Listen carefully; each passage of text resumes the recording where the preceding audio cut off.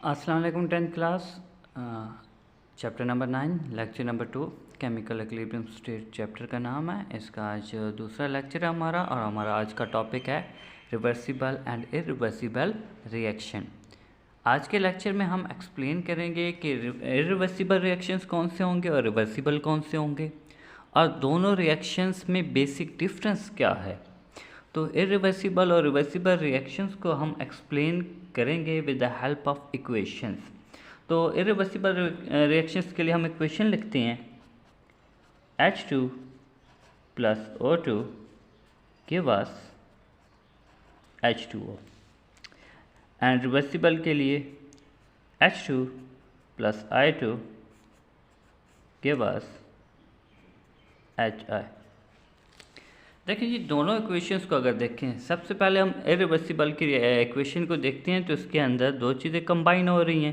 तो ये दोनों चीज़ें क्या होंगी? रिएक्टेंट। जैसे कि हमने अपने लेक्चर नंबर 1 में एक्सप्लेन किया था कि रिएक्टेंट्स क्या होते हैं, प्रोडक्ट्स क्या होते हैं। तो रिएक्टेंट्स वो सब्सटेंस जो कंबाइन होते हैं उन्हें हम रिएक्टेंट्स कहते हैं और जो न्यू सब्सटेंस बनता है उसे हम प्रोडक्ट का नाम देते हैं।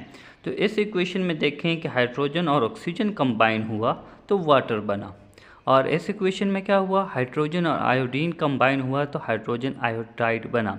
अब दोनों इक्वेशंस को आप देखें तो इसमें बेसिक डिफरेंस क्या है?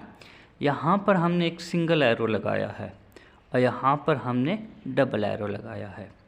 अब ये सिंगल एरो का मतलब क्या है, डबल एरो का मतलब क्या है? तो ये जो डबल एरो है इसका मतलब है कि रिएक्टेंट कंबाइन होकर प्रोडक्ट में कन्वर्ट हो रहे हैं, और ये जो सेकंड वाला एरो है ये शो करता है कि प्रोडक्ट अगेन कन्वर्ट हो रहा है रिएक्टेंट में। और यहाँ पर सिंगल एरो है तो इसका मतलब क्या हुआ? इसका मतलब हुआ कि देखें रिएक्टेंट से प्रोडक्ट में कन्वर्ट हुआ, प्रोडक्ट रिएक्टेंट में कन्वर्ट नहीं हुआ। तो इरिवर्सिबल रिएक्शन को हम यहीं से डिफाइन करेंगे कि ये वो रिएक्शंस हैं जिनके अंदर प्रोडक्ट दोबारा से कंबाइन ना हो, product do not recombine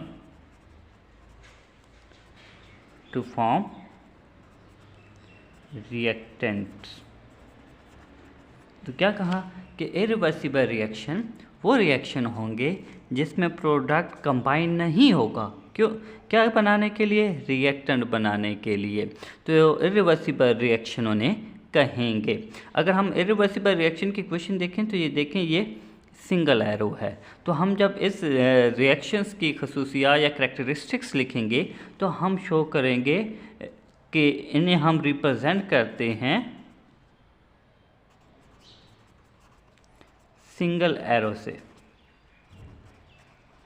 okay हो गया। और दूसरी बात कि ये हमेशा कंप्लीट रिएक्शन समझा जाता है।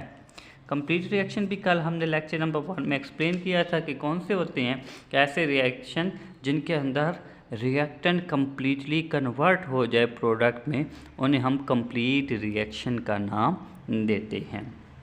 तो ये थे जी इरिवर्सिबल रिएक्शन जिनके अंदर प्रोडक्ट कंबाइन नहीं हुआ रिएक्टेंट्स बनाने के लिए, और इसके दो हमने ये करैक्टरिस्टिक्स लिख दिए कि इन्हें सिंगल एरो से शो किया जाता है, ये कंप्लीट रिएक्शंस होते हैं। अब आ जाते हैं रिवर्सिबल रिएक्शन। क्योंकि हमने यहाँ इक्वेशन में एक्सप्लेन किया है कि ये जो इक्वेशन हमें शो करती है इसका फर्स्ट एरो शो करता है कि रिएक्टेंट प्रोडक्ट्स में कन्वर्ट हो रहा है, और सेकंड एरो शो करता है कि प्रोडक्ट दोबारा से रिएक्टेंट में शो हो रहा है। तो इसका मतलब हुआ कि ये वो रिएक्शन होंगे जिनके अंदर प्रोडक्ट कंबाइन होगा रिएक्टेंट बनाने के लिए, प्रोडक्ट कंबाइन होगा रिएक्टेंट बनाने के लिए। तो ऐसे रिएक्शन को हम रिवर्सिबल रिएक्शन का नाम देंगे। रिवर्सिबल जो रिवर्स हो सके, इरिवर्सिबल जो रिवर्स ना हो सके। तो रिवर्सिबल रिएक्शन के अंदर हमेशा प्रोडक्ट कन्वर्ट हो जाएगा रिएक्टेंट्स में। ओके हो गया जी। तो ये हमारी हो गई डेफिनेशन रिवर्सिबल रिएक्शन की। अब इसके अगर हम करैक्टरिस्टिक्स की बात करें तो इन्हें हमेशा हम रिप्रेजेंट करते हैं double arrow between reactants and product. Okay, तो ये देखें इस इक्वेशन में हमने शो किया है कि इनको हम रिप्रेजेंट कैसे करेंगे, डबल एरो से। और डबल एरो क्या शो करेगा कि ये जो फर्स्ट एरो है ये शो करेगा रिएक्टेंट का प्रोडक्ट में कन्वर्ट होना, और दूसरा एरो जो है ये प्रोडक्ट का रिएक्टेंट में कन्वर्ट होना शो करेगा। और इनके लिए एक बहुत इंपॉर्टेंट जो करेक्टरिस्टिक्स है कि इनको हमेशा इनकम्प्लीट रिएक्शंस कहा जाता है। क्या कहा जाता है? Incomplete reactions. क्यों? क्योंकि इसके ये रिएक्शन कभी कंप्लीट होते नहीं हैं। क्यों नहीं होते? रिएक्टेंट कन्वर्ट होते हैं प्रोडक्ट में और प्रोडक्ट ही कन्वर्ट हो जाता है रिएक्टेंट में। तो इट्स मीन डैट कि रिएक्टेंट यूज़ अप नहीं होंगे। मतलब कि लेट्स सपोज, हम सपोज करते हैं कि हमारे पास हाइड्रोजन जो है ये 10 ग्राम है, आयोडीन है ये भी 10 ग्राम है, और इनिशियली इसमें से 5 ग्राम यूज़ होगा और ये भी 5 ग्राम यूज़ होगा। तो हमारे पास जो प्रोडक्ट बनेगा, लेट्स सपोज ये टोटल 10 ग्राम प्रोडक्ट बना।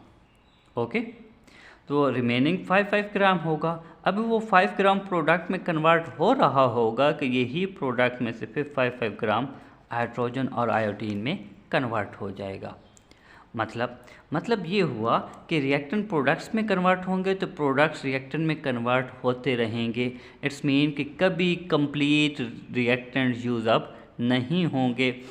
कुछ पोर्शन रिएक्टेंट्स का यूज़ होगा, कुछ पोर्शन रिएक्टेंट का कन्वर्ट हो जाएगा प्रोडक्ट्स में, फिर अगेन प्रोडक्ट्स कन्वर्ट हो जाएगा रिएक्टेंट्स में। तो इस तरीके से ये जो रिएक्शंस है ये कंटिन्यू रहेगा।